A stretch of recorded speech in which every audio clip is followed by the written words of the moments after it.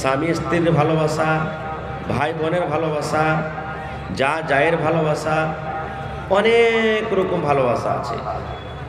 কিন্তু সব থেকে আল্লাহ তাবারক ওয়া তাআলার নিকটে ভালোবাসা কোনটা ভালো জানেন? নিজের নিজের জায়গাতে সবটাই ভালো, কিন্তু এই যতটি লোকের নাম আমি বললাম, সমস্ত মানুষের মধ্যে, সমস্ত লোকের মধ্যে সব থেকে যদি একটা লোককে বেশি ভালোবাসেন, তা আল্লাহ তাবারক ওয়া তাআলা আমাকে আপনাকে ভালোবাসবেন। এবারে আল্লাহ যাকে ভালোবাসবেন সেই লোকটা জান্নাতে যাবে না জাহান্নামে? ভাই আপনারা কথা বলেন একটু। আল্লাহ যে লোকটাকে, যে বান্দাকে, যে বান্দিকে আল্লাহ ভালোবাসবেন, সেই আল্লাহর বান্দা কিংবা বান্দি জান্নাতি হবে না জাহান্নামী? জান্নাতি। কথা বলেন, জান্নাতি হবে না জাহান্নামী? জান্নাতি হবে। তাহলে ভালোবাসতে হবে কাকে? কোন লোকটাকে ভালোবাসলে আল্লাহ ভালোবাসবেন? সুবহানাল্লাহ। সেটা হলো কে? আমার আপনার শেষ নবী, নবী মুহাম্মদ সাল্লাল্লাহু আলাইহি ওয়াসাল্লাম। আমার আপনার নবী, নবী মুহাম্মদ সাল্লাল্লাহু আলাইহি ওয়াসাল্লাম আখরি নবী। আপনি যদি নবীকে ভালোবাসেন, আমি যদি নবীকে ভালোবাসি, আল্লাহ ভালোবাসবে। আর আল্লাহ যাকে ভালোবাসবে তার গুনাহ মাফ হবে, আর যার গুনাহ মাফ হবে লোকটা জান্নাতের ভিতরে চলে যাবে। সুবহানাল্লাহ, কত বড় ওয়াফা! তাহলে ভালোবাসতে হবে কেমন করে? হযরত ওমর রাদিয়াল্লাহু তাআলা আনহু একজন খুব বড় ধরনের সাহাবী, ইসলামের দ্বিতীয় খলিফা। নবীর সাথে একদিন রাস্তাতে হেঁটে চলে গেছেন। কে? হযরত ওমর ফারুক রাদিয়াল্লাহু তাআলা আনহু। হাঁটতে হাঁটতে হাঁটতে নবীজি ওমরকে জিজ্ঞাসা করছেন, ওমর তুমি আমাকে কতখানি ভালোবাসো বাবা? ডাইরেক্ট নবী বলছেন ওমরকে, কি ওমর তুমি আমাকে কতখানি ভালোবাসো? হযরত ওমর ফারুক বলছেন, নবীজি আমি আমার জান খান বাদ দিয়ে পৃথিবীতে যত জিনিস আছে সব থেকে আপনাকে ভালোবাসি। মানে আমি আপনার স্ত্রী থেকে আপনাকে ভালোবাসি, আমার ছেলে থেকে ভালোবাসি, আমার বেটা থেকে ভালোবাসি, বেটি থেকে ভালোবাসি, দুনিয়ার সব জিনিস থেকে আপনাকে বেশি ভালোবাসি, শুধু আমার জান খান বাদ দিয়ে, আমার জান খান বাদ দিয়ে। তখন নবীজি ওমরকে বলছেন, ওমর তুমি এখনো পূর্ণ মুসলমান হওনি, কারণ তুমি আমাকে তোমার জান থেকে যখন বেশি ভালোবাসতে পারোনি, এর মানে তুমি এখনো পূর্ণ মুসলমান হওনি। তাহলে তোমার ফারুক রাদিয়াল্লাহু তাআলা খুব হুঁশিয়ার জ্ঞানী মানুষ, তো বুঝে ফেললেন আরে আমার তো ভুল হয়ে গেছে। তখন পট করে বলছেন, ইয়া রাসূলুল্লাহ আমি আমার জান থেকে আপনাকে বেশি ভালোবাসি। তখন নবীজি বলছেন, হ্যাঁ এক্ষণে তুমি পাক্কা সাচ্চা মুসলমান হয়েছো, এক্ষণে তুমি পূর্ণ মুসলমান হয়েছো। তো ভাই আমার, আমাদেরকে সব থেকে নিজের মা বাপ, ছেলে মেয়ে, বিবি বাচ্চা, সোনা চাঁদি, হীরা মোতি, জমি জায়গা, সব থেকে বেশি কাকে ভালোবাসতে হবে? কাকে ভালোবাসতে হবে? নবী মুহাম্মদ সাল্লাল্লাহু আলাইহি সাল্লামকে ভালোবাসতে হবে। এবার ভালোবাসার মানে কি? আমি দিল থেকে ভালোবেসে নিলাম, হয়ে গেল ভালোবাসা। আমি মুখে বলে দিলাম হ্যাঁ আমি নবীকে ভালোবাসি, ভালোবাসা হয়ে গেল। একটা সুন্দর করে বোর্ড লিখে দিলাম, আর বোর্ডটা দেখে একবার সোশ্যাল মিডিয়াতে আমি দেখিয়ে দিলাম আই লাভ মুহাম্মদ সাল্লাল্লাহু আলাইহি সাল্লাম, আমি মুহাম্মদ সাল্লাল্লাহু আলাইহি সাল্লামকে ভালোবাসি, ভালোবাসা হয়ে গেল? হাজি ভাই, বোর্ড লিখে ছবি তুলে দুনিয়ার লোককে দেখিয়ে দিলাম I love Muhammad, I love Muhammad, I love Muhammad সাল্লাল্লাহু আলাইহি সাল্লাম, কি ভালোবাসা হয়ে গেল? না, এর মানে ভালোবাসা নয়। ভালোবাসা কি দিয়ে করতে হবে? নবী সাল্লাল্লাহু আলাইহি সাল্লাম যেভাবে চলতে বলেছেন সেইভাবে আমাকে চলতে হবে। নবী সাল্লাল্লাহু আলাইহি সাল্লাম যেইভাবে কাপড় পরার আদেশ করেছেন সেইভাবে কাপড় পরতে হবে। নবী সাল্লাল্লাহু আলাইহি সাল্লাম যেখানে যেতে নিষেধ করেছেন, মানা করেছেন, যেতে হবে না। নবী সাল্লাল্লাহু আলাইহি সাল্লাম যেই জায়গাতে আমাদেরকে যেতে বলেছেন সেভাবে আমাদেরকে যেতে হবে। অর্থাৎ আমার খাওয়া পরা, চলা ফিরে, লেনদেন, কিনা বেচা, ইবাদত যা কিছু আছে কার তারিকা মতন হওয়া চাই? নবী মুহাম্মদ সাল্লাল্লাহু আলাইহি সাল্লামের মতো হওয়া চাই। যখন সমস্ত জিনিস যখন আমি করব, তখন আমার জন্য এটা সভ্য যে আমি বলি যে আই লাভ মুহাম্মদ সাল্লাল্লাহু আলাইহি সাল্লাম, তখন নিজের জায়গাতে ঠিক থাকবে। আর আমলের দিক দিয়ে নাই, আর বলছে আই লাভ মুহাম্মদ সাল্লাল্লাহু আলাইহি সাল্লাম, তো চলবে? একটা হাদিস বলছি ভাই, এদিকে দানে কিন্তু হুড়াহুড়ি আছে। সাহাবায়ে কেরাম নবীকে কত ভালোবাসতেন, একটা মাত্র হাদিস। এখানে হাজী সাহেব যারা আছেন, মসজিদে নববী দেখেছেন আপনারা অবশ্যই, যারা হাজী সাহেব বা সৌদি যারা গেছেন, মদিনাতে মসজিদে নববী আছে। আল্লাহু আকবার বলে নবীজি ইমাম নামাজ শুরু করেছেন, সহিহ বুখারী শরীফের হাদিস। সাহাবায়ে কেরাম পিছনে আল্লাহু আকবার বলে নামাজ হাতে বুকে বেঁধে নিয়েছেন। নমাজ পড়িতে আছেন, পড়িতে পড়িতে কিন্তু জুতা পিন্ধা নমাজ পড়ছেন। কি পিন্ধা? জুতা পিন্ধা নমাজ। আর এখন যদি কোনো মৌলবী সাহেব যদি খালি জুতা পিন্ধা খালি 3 খাওয়াল বিসমিল্লাহ বলে কবরস্থানে মাঠে দিতে চলে যায়, বলবে এই সালা মৌলবীর কপালে ব্যাম লটকে যাবে। হ্যাঁ, কত রকম লোক ভোঁচা মারবে আর তানা দিবে। খারিজা হোক, আমি মশলা বয়ান করতে আসিনি আপনাকে। আমি শুধু বলতে চেয়েছি যে সাহাবায়ে কেরাম নবীকে কেমন ভালোবাসতেন। জুতা পিন্ধা নামাজ পড়ছেন, নবীজি জুতা পিন্ধা আছেন, সাহাবায়ে কেরামও জুতা পিন্ধা নামাজ শুরু করে দিয়েছেন। আল্লাহু আকবার বলে নামাজ শুরু হয়ে গেছে। নামাজ পড়তে পড়তে পড়তে নামাজের মধ্যখানে, নামাজের হালাতে সালাম এখানে ফিরেনি, নবীজি নিজের জুতা খুলে সাইডে হটিয়ে দিলেন। এবার সাহাবায়ে কেরাম যারা পিছনে আছে এরা দেখলে যারে আমাদের নবী নমাজের হালাতে জুতা হটিয়ে দিলে, তো আমরাও জুতাটা খুলে হটিয়ে দিয়ে মনে হয় এতদিন জুতা পিন্ধে যাইছিল, এখন আল্লাহ হারাম করে দিলে, তাই এখন মনে হয় আর চলবে না। তখন সাহাবায়ে কেরাম দেখা দেখি জুতা খুলে দিলেন। নমাজ শেষ হলো, সালাম ফেরা হলো, নবীজি মুক্তাদের দিকে দেখছেন, মুখ করে বসলেন। দেখছে ওরে সুবহানাল্লাহ, আমার যত সাহাবীরা বসে আছেন পিছনে সব জুতা খুলে দিয়েছে। নবী তখন বলছেন যে আরে বাবা, কি ব্যাপার, তোমরা জুতা খুলে দিয়েছো, কারণটা কি? জুতা পিন্ধা নামাজ শুরু করেছো, আবার তোমরা এখন সব জুতা খুলে দিয়েছো। তখন সাহাবীরা কি বলছেন জানেন? আল্লাহর নবী গো, আপনি নামাজ যখন শুরু করলেন আমরা নামাজ শুরু করলাম। নামাজ যখন আপনি শুরু করলেন আপনার পরনে পায়ে জুতা ছিল, আমরাও জুতা পিনলাম। নামাজ পড়তে পড়তে নবী গো মধ্যখানে আপনি জুতাকে খুলে দিলেন, জুতা হটিয়ে দিলেন। আমরা মনে মনে ভাবলাম আল্লাহজি, এতদিন মনে হয় জুতা পিন্ধে নামাজ পড়া জায়েজ ছিল, হালাল ছিল। এখন আল্লাহ রাব্বুল আলামিনের পক্ষ থেকে নবীকে ওহী হয়েছেন, আদেশ হয়েছেন আর জুতা পিন্ধে নামাজ পড়া চলবে না। এই জন্য নবী গো আপনি যে জুতাটাকে খুলে সাইডে করে নিয়েছেন, এই জন্য আমরাও নিজের জুতাকে খুলে নিয়েছি। যে নবীকে আমরা খুলতে দেখলাম, নবী নামাজের হালাতে জুতা খুলে নিলেন, আর মনে হয় আজকের পর জুতা পিন্ধে আর চলবে না, জুতা পিন্ধে নামাজ পড়া আর চলবে না, এই জন্য আমরা জুতা খুলে দিলাম। যখন এই কথাটা নবী আমার শুনলেন, নবী আমার বললেন, হে আমার সাহাবীরা, জুতার অবস্থাতে আমি ছিলাম আর পরে নামাজের মধ্যখানে জুতাকে খুলে দিলাম। নামাজ তুমি যখন পড়িতে আসবে জুতা পিন্ধে তুমি পড়িতে পারো, হারাম হয়নি, কিন্তু আমি এই জন্য জুতাটা খুললাম। আমি যখন নামাজ পড়ছিলাম জিবরিল ফেরেশতা আমার কাছে চলে আইলেন নামাজের হালাতে, আর আমাকে আস্তে আস্তে করে কানে কানে বললেন, ইয়া রাসূলুল্লাহ, যে জুতা পিন্ধে আপনি নামাজ পড়ছেন নবী গো, আপনার ওই জুতাতে ময়লা লেগে আছে, আপনার ওই জুতাটা নোংরা হয়ে আছে, আপনার ওই জুতাতে গান্দা লেগে আছে।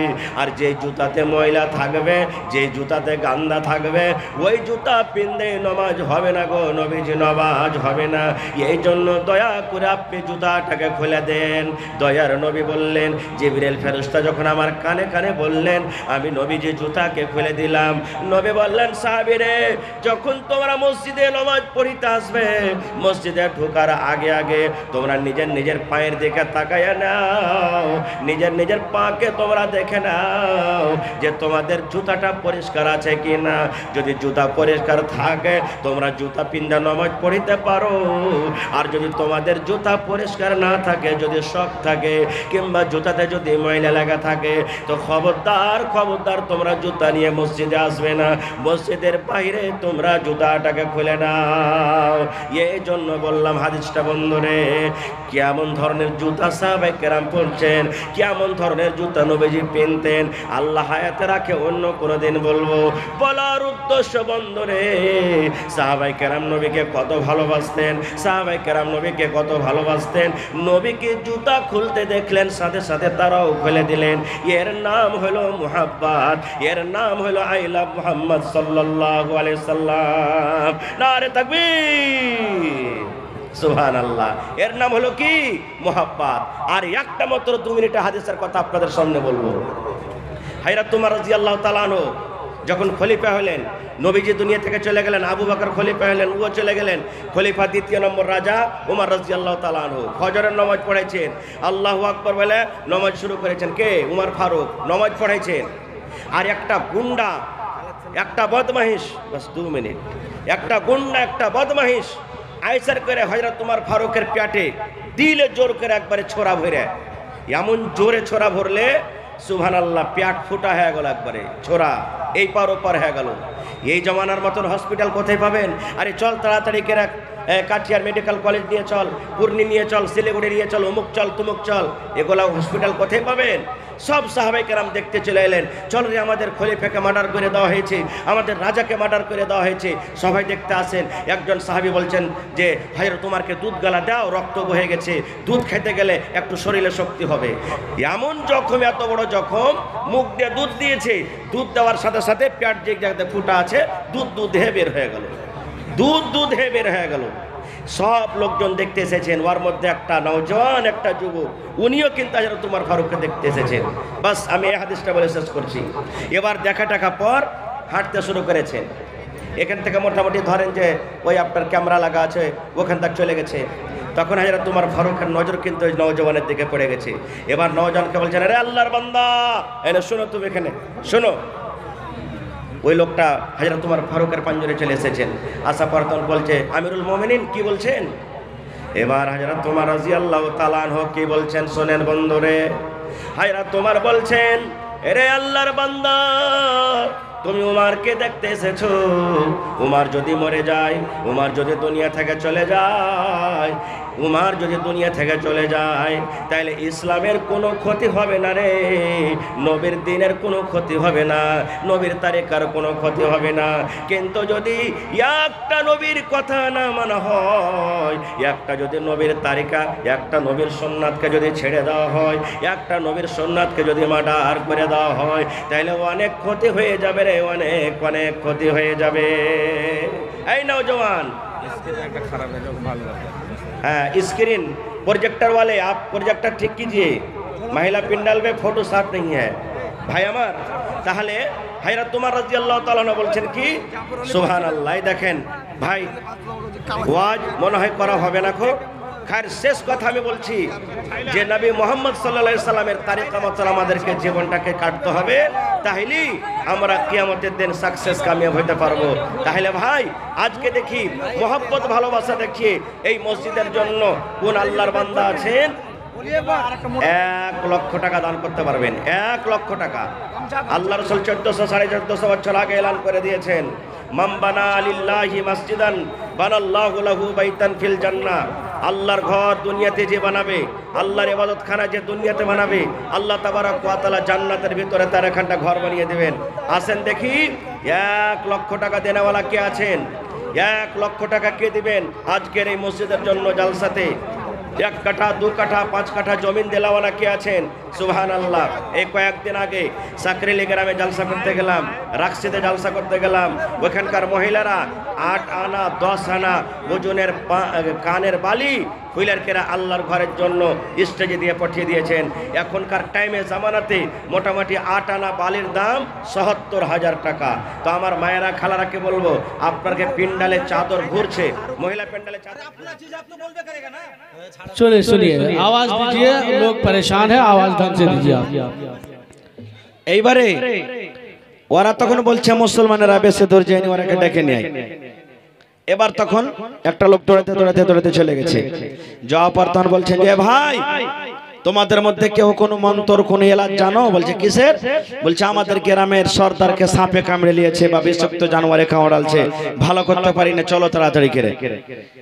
এবার একজন সাহাবী তখন বলছেন যে হ্যাঁ ইয়ার এলাজ তো জানি রে ভাই, কিন্তু ফ্রিতে এলাজ করে দিব না গো, ইয়ার মজুরি লাগবে।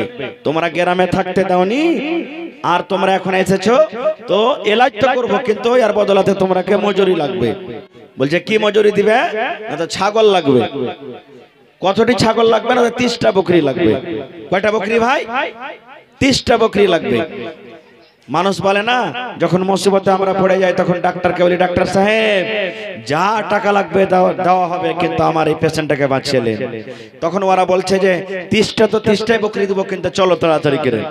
সাহাবী চলে গেলেন, সুবহানাল্লাহ। এবার দেখছে তাদের মন্ডলকে দেখছে ঠিকই একটা বিষাক্ত জানোয়ারের থেকে কামড় দিয়েছে, বিষ লেগে আছে। এবার শুরু করে দিলেন ঝাড়তে। কেমন ঝাড়ো? এই আমাদের দুনিয়াদারিতে যেগুলা মায়েরা খালারা ভাইয়েরা কোরবাজি করছে, এরকম করবে যে নয়। কালো কালো তুলসীর পাত মাগো, কালো দরিয়ার পানি, কোথায় আছে আতরা ডাকনে, ছাঁচ দরিয়ার পানি মাগো, ছাঁচ দরিয়ার পানি। এরকম ডেহারা গাহে না। কিংবা দেখবেন কত ভাই গাইবে, একবারে তুলসী নিয়ে নেবে হাতে, আগরবাতি নিয়ে নেবে, ধূপকাঠি আগে সাজিয়ে দিবে, আর দেওয়ার পর বলবে তাম্বা তুলসীর পোজারে কইরা রাখিনু রে, হাই রে সোনার বান্দারে। বলে না?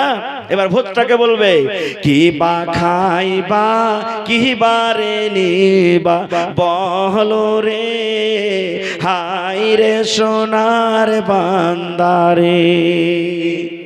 এই মুসলমান, আল্লাহ রাসূল বলেছেন এগুলা পড়তে পড়তে যদি মত হয়ে যায়, তওবা না করতে পারো, তাহলে জান্নাত তুমি যেতে পারবে না, পারবে না, পারবে না। শেষ কথা, ঝাড়তে শুরু করলেন। এই যে দান আসতে শুরু হয়েছে, বাস 1 মিনিট আমি হাদিসটা শেষ করব। আজ ওয়াজ করতে আমাকে ভালো লাগে না, ম্যাকের কন্ডিশন খুব খারাপ, আওয়াজই মনে হয় আমার কানে আসে না সাফ একটুকু। এবারে ঝাড়তে লাগলেন, ঝাড়তে লাগলেন, ঝাড়তে লাগলেন, ঝাড়তে ঝাড়তে ঝাড়তে গোটা বিশেষ হয়ে গেল। গোটা বিশেষ ফুঁক দিতে দিতে দিতে গোটা বিশেষ হয়ে গেল। এবার কথা মতন 30টা ছাগল নিয়ে নিলেন। সাহাবায়ে কেরাম 30টা ছাগল হাঁকিয়ে নিয়েছে নিজের দলে, যা বলছে, এক কেউ বলছে একটা জবাই কর, আর একজন তখন বলছে না, এই ঝাড় ফুঁক করে ছাগল পেয়েছি, খাওয়া হালাল আছে কি হারাম আছে, অতক্ষণ পর্যন্ত খাবো না যতক্ষণ মদিনাতে গিয়ে নবী সাল্লাল্লাহু আলাইহি সাল্লামের কাছে ফতোয়া জিজ্ঞাসা না করব। এই যুগে কর্মতন তো মোবাইল ছিল না, আরে মোবাইল একটু মাদিনাকে জিজ্ঞাসা কর, অমুক মাদিনাকে জিজ্ঞাসা কর, অমুক মাওলানাকে জিজ্ঞাসা কর। তখন তো মোবাইল কোথায় পাবেন? ওই হাইটা আসবে 10 দিন 15 দিন 8 দিন 7 দিন যেমন সফর ছিল, জিজ্ঞাসা করবে তাহলেই হবে। এবার বকরি হাঁকাতে হাঁকাতে, এবার 30টা ছাগল হাঁকাতে হাঁকাতে মুসলমান হাঁকাতে হাঁকাতে হাঁকাতে এবার নবীর কাছে চলে গেলেন মদিনাতে। মদিনাতে যাওয়ার পর এবার সে সাহাবায়ে কেরাম বলছেন, ইয়া রাসূলুল্লাহ, আল্লাহর নবী গো, আমরা একটা নতুন কাজ করে দিয়েছো গো নবীজি, আমাদের দ্বারা একটা নতুন কাজ হয়েছে। এবার রাসূল বললেন, কি কাজ করেছো রে বাবা? বলছেন, আল্লাহ রাসূল গো, আমরা একটা বিষাক্ত জানোয়ার একটা লোককে কামড় দিয়েছিল, হয়তো বিচ্ছুতে কামড় দিয়েছিল কিংবা সাপে কামড় দিয়েছিল, ঝাড় ফুঁক করতে করতে করতে করতে আমরা তাকে ভালো করে দিয়েছি। কিন্তু সবই গো, ঝাড় ফুঁক করার পর তাদের কাছে মজুরি হিসাবে 30টা আমরা ছাগল নিয়েছি, 30টা আমরা বকরি নিয়েছি। তাহলে রাসূল গো বলেন, ওই ঝাড় ফুঁকটা করা আমাদের জায়েজ হয়েছে কি না জায়েজ? আর ওই ছাগলটা লাও আমাদের জন্য হালাল হয়েছে কি হারাম? নারে তাকবীর। এবার রাসূল বলছেন, হারে বাবা, তোমরা যে ঝাড়ফুঁক করেছো, তো কি দিয়ে ঝাড়ফুঁক করেছো? মন্ত্রটা একটু বলো তো, মন্ত্রটা একটু বলো তো, দোয়াটা একটু বলো তো, কোন দোয়া বলে তোমরা ঝাড়ফুঁক করেছো? এরে আমার ভাইরা মায়েরা খালারা শুনেন। এবার সে সাহাবী বলছেন, নবী গো, আমরা সূরাতুল ফাতিহা বলে ঝাড়ফুঁক করেছে গো নবীজি। আউযু বিল্লাহ বিসমিল্লাহ বলে সূরা ফাতিহা পড়ে যায়, ফুঁক দিয়ে যায়, সূরা ফাতিহা পড়ে যায়, ফুঁক দিয়ে যায়, সূরা ফাতিহা পড়ে যায়, ফুঁক দিয়ে যায়। সূরাতুল ফাতিহা পড়ে পড়ে পড়ে পড়ে যতক্ষণ পর্যন্ত তার বিষটা না নেমেছে, যতক্ষণ পর্যন্ত লোকটা ভালো না হয়েছে, ততক্ষণ পর্যন্ত আমি সূরাতুল ফাতিহা দিয়ে দিয়ে দিয়ে দিয়ে আমি কাজ করেছি। এবার রাসূল বলেন, সাহাবী রে, হ্যাঁ তোমার জন্য জায়েজ আছে, তুমি ভালো কাম করেছো, তুমি ভালো কাম করেছো। এবার সাহাবী বলছেন, হুজুর, এই কাজটা করার পর তার বিনিময়ে 30টা ছাগল নিয়েছি, এটা কেমন হয়েছে? আল্লাহ রাসূল বলেন, সাহাবী রে, তোমার এই ছাগল লাওয়াটাও জায়েজ হয়েছে, এটা কোনো গুনার কারণ নয়, এই ছাগল লাওয়াটাও বকরি লাওয়াটা তোমার জন্য জায়েজ হয়েছে। তবে মুহাদ্দিসিনে কেরাম বলছেন যে যারা এই হাদিসটাকে সামনে রেখে ডাক্তারি করে এলাজ করা টাকা লওয়া যায়, যারা ডাক্তারি করছেন, ডাক্তারি করে এলাজের টাকা এলাজের পয়সা লওয়া যায়, কিন্তু করিমেজি করে এই যে জাদু মন্ত্র ছমন্ত্র শরীয়ত বিরোধী মন্ত্র পড়ে এগুলা ফুক দেওয়া হারাম, এগুলা ফুক দেওয়া শিরক, আর তার বদলে লুঙ্গি লওয়া টাকা লওয়া এগুলা হলো শিরক। এই কাজ থেকে আমাদেরকে বাঁচতে হবে। তাহলে কত সুন্দর হাদিস শুনলেন ভাইরা আমার, এই ধরনের অনেক হাদিস আছে। এবার আর একটা হাদিস শিখালেন আল্লাহ তাবারাক ওয়া তাআলা 23 পারা কোরআন নাজিল করেছেন মুসলমান। 23 পারা আছে না নাই? আছে। 23 পারা আল্লাহ কোরআন নাজিল করেছেন। 23 পারা কোরআনের মধ্যে আল্লাহ তাবারাক ওয়া তাআলা প্রথমে নামাজ পড়তে বলেননি। আল্লাহ বলেননি এ ও নবীজি আপনি আপনার উম্মতকে বলেন নামাজ পড়বে। প্রথমে নামাজের কথা বলা হয়নি, রোজার কথা বলা হয়নি, হজের কথা বলা হয়নি, যাকাতের কথা বলা হয়নি, পর্দার কথা বলা হয়নি। আল্লাহ তাবারাক ওয়া তাআলা সর্বপ্রথম যেটা নবীকে দান করেছেন সেটা হলো ইকরা, মানে পড়ো। ইকরা পড়ো, পড়ো। পড়ার কথা আল্লাহ তাবারাক ওয়া তাআলা সর্বপ্রথম নাজিল করেছেন। এজন্য রাসূল বলেছেন এ আমার উম্মত তোমরা শুনে নাও, তলাবুল ইলমে ফারিজাতুন আলা কুল্লি মুসলিম। উম্মত রে, প্রত্যেক মুসলমানের জন্য, প্রত্যেক মুসলমান নর হোক কিংবা নারী হোক, তাকে ইলম শিখাটা হলো ফরজ। ইলম শিখাটা হলো ফরজ। ইলম শিখাটা হলো ফরজ। আজকে আপনারা কিছুদিন আগে এই মুসলমান দেখলেন যে আমাদের ভারতে যারা বৈজ্ঞানিক, ভারতের যারা সায়েন্সদা, তারা রোবট তৈরি করেছে, তারা চাঁদের উপরে যাওয়ার জন্য জাহাজ তৈরি করেছে, রকেট তৈরি করেছে। আর ওরে সুবহানাল্লাহ, জমিন থেকে 4,80,000 কিলোমিটার দূরে চাঁদ আছে। এই জমিন থেকে সে রোবট, সে জাহাজকে চাঁদের উপরে পাঠিয়ে দিয়েছে। পাঠালছে না পাঠায়নি? আপনারা শুনেছেন, যদি পড়ালেখা না করতো তাহলে কি তারা এরকম কাজ করতে পারতো? ওরে সুবহানাল্লাহ, আজকে দেখেন এই যে হ্যালোজেন জ্বলছে, সামান্য একটুখানি তার, এই যে মার্কারি দেখছেন জ্বলছে, সামান্য একটা তার। যদি লোকটা পড়ালেখা না হতো তাহলে কোনোদিন মার্কারি বানাইতে পারতো না। ওরে আল্লাহ, মানুষ জ্ঞান বুদ্ধি আল্লাহ কত দিয়েছেন মানুষকে। দেখেন আল্লাহ রাসূল বলেছেন মানুষ রে, জীবনে যেদিন কিয়ামত কায়েম হবে, হাসরের ময়দান হবে, ওই কিয়ামতের দিন আমি যেদিন থেকে জন্ম নিয়েছি সেদিন থেকে নিয়ে মরা পর্যন্ত আমার জীবনের আমল সব নোট হতে আছে রে মুসলমান, সব নোট হতে আছে। আল্লাহ আমাদেরকে, আমাদের কাছে 2 টাকার ফেরেশতা দিয়েছেন। একটা ফেরেশতা নেকি লিখতে আছে, একটা ফেরেশতা গুনাহ লিখতে আছে। এই করে করে জীবন পর্যন্ত লিখতে আছে। যেদিন আমি আপনি মরে চলে যাব, কিয়ামত কায়েম হবে, হাসরের ময়দান হবে, সেদিন আল্লাহ তাবারাক ওয়া তাআলা নিজের জীবনের কিতাব, নিজের জীবনের কপি, নিজের জীবনের আমলটাকে আল্লাহ রাব্বুল আলামিন নিজের হাতে ধরিয়ে দেবেন। আপনার হাতে ধরাবে, আপনার হাতে ধরাবে, দুনিয়ার যত লোক আছে সমস্ত লোকের হাতে ধরিয়ে দিবে। এবার আল্লাহ বলবেন ইকরা কিতাবাক, এ আমার বান্দা বান্দিরা তোমরা নিজের আমল খানটাকে পড়ে লাও, নিজের কিতাব খানটাকে পড়ে লাও। এবার বলবেন মাওলানা জীবনে আলিফ কেমন হয় জানি না, বা কেমন হয় জানি না, জিম কেমন হয় জানি না, মাওলানা কেমন করে কিয়ামতের দিন আমরা আমলটাকে পড়বো? আল্লাহ রাসূল বলেছেন উম্মত রে, আল্লাহ রাব্বুল আলামিন মানুষকে কিয়ামতের দিন এমন জ্ঞান দেবে, এমন বুদ্ধি দেবে, মানুষ সেই দিন দুনিয়াতে পড়ালেখা না হতে গেল, আখিরাতে সেই আমলটাকে মানুষ নিজে পড়িতে পারবে, নিজে পড়িতে পারবে, নিজে বুঝতে পারবে, নিজের আমলখানাকে জানতে পারবে। তাইলে বন্ধু, পড়ার এত দাম। আল্লাহ রাব্বুল আলামিন কিয়ামতের দিন মানুষকে বলবেন মানুষ রে তুমি তোমার আমলনামা খানটাকে পড়ে নাও। আজ আমরা মুসলমান নিজের ছেলে মেয়েরাকে প্রবলেম দিই না রে। আজকে আমরা মুসলমান নিজের ছেলে মেয়েরাকে পড়িতে দিই না। আজকে বলছে এই মাদ্রাসাটা হলো ফকিরা পড়া। আরে মৌলবি মানে কি হবে? 4,000 5,000 7,000 টাকাতে তোকে মক্তবে থাকতে হবে, মাদ্রাসাতে পড়াইতে হবে। এই জন্য আমরা তালিম থেকে দূরে হয়ে গেছি মুসলমান।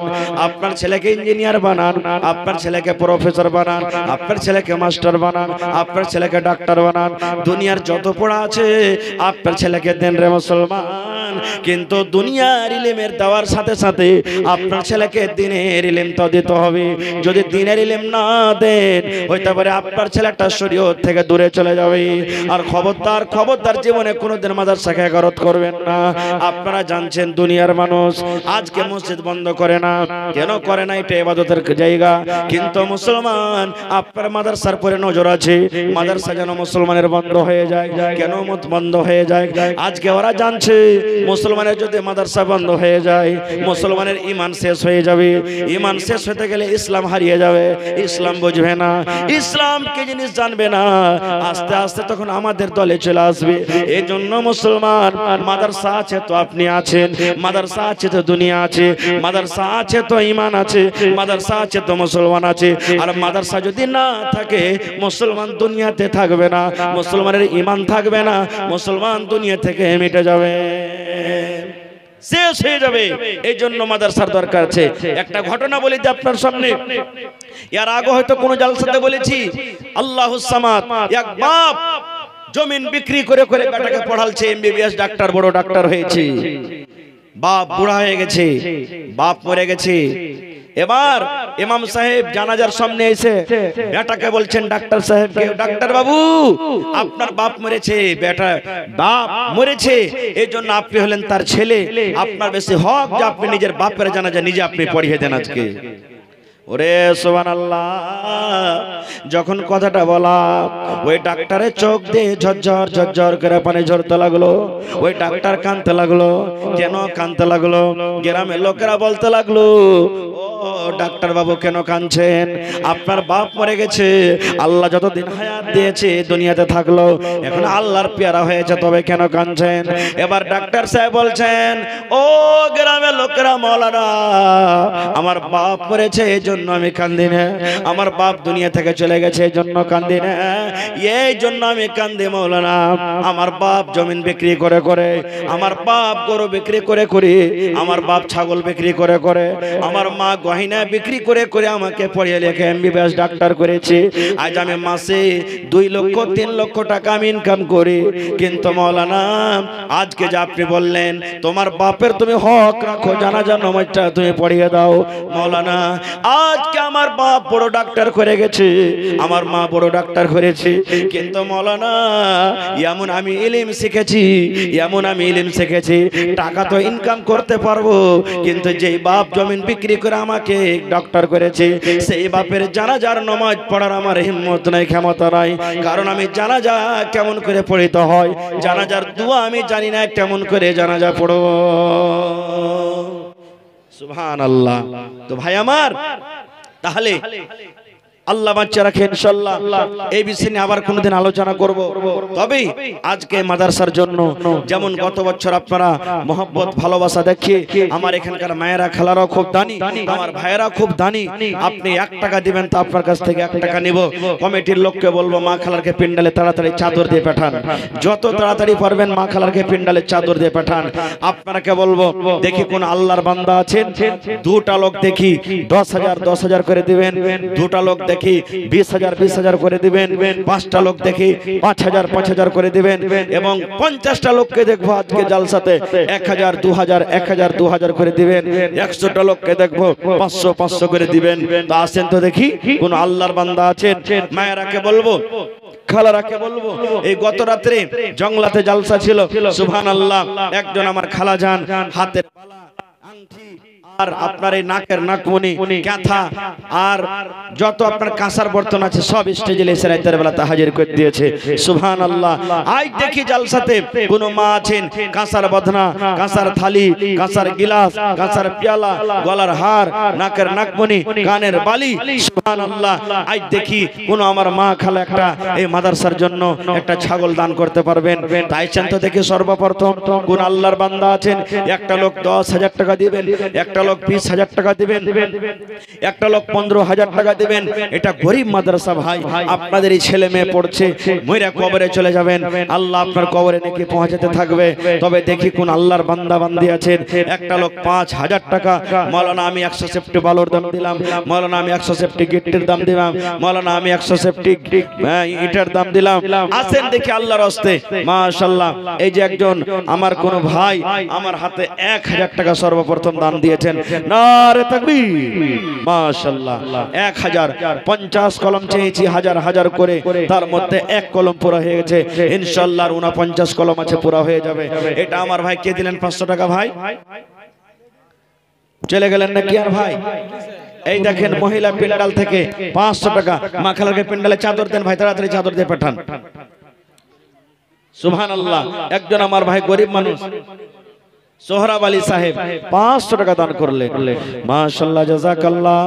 রব্বানা ইন্নানা আমান্না ফাগফির লানা যুনুবানা ওয়া কিনা আযাবান নার।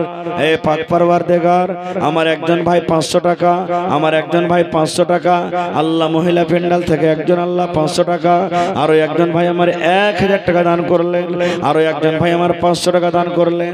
এ পাক পরওয়ারদিগার, আল্লাহ জানি না তারা কেনিয়াতে দান করে গেল, আরো একজন ভাই আমার 500 টাকা দান করে গেল, আল্লাহ তারকে দান তুমি কবুল করে নাও।